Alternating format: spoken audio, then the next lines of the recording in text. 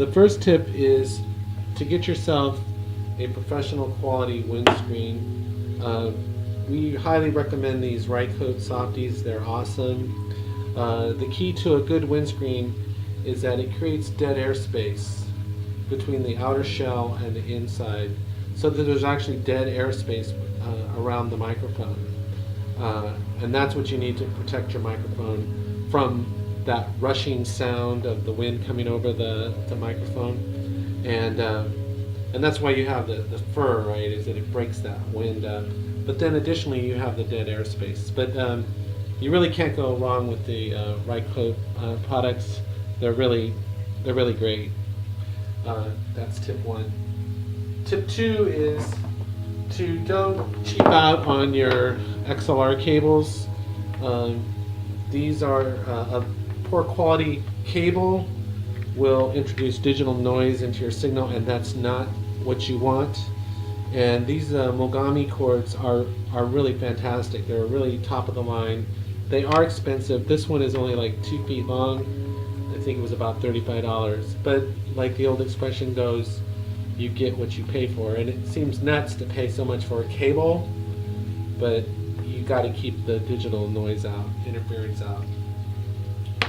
The third tip, and this is probably the most important one of all, and one that I rarely hear mentioned anywhere, is that you have on, this is the H5 recorder, you have an audio input level, so you can increase the signal coming into your microphone.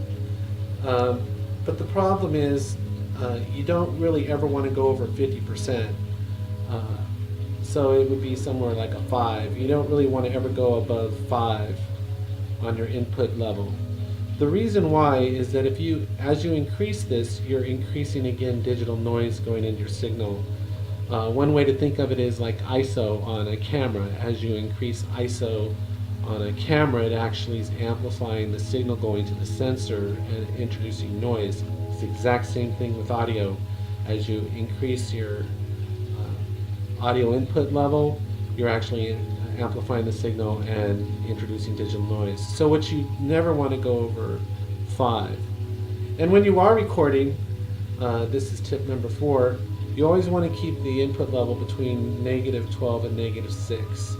You never want to go over 0, because what happens, you will clip your audio, and when that happens, it's distortion, and there's no way to get rid of distortion in audio.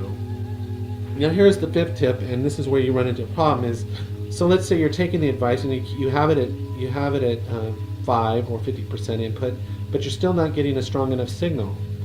Well, that's where you have to bite the bullet and get a build mixer.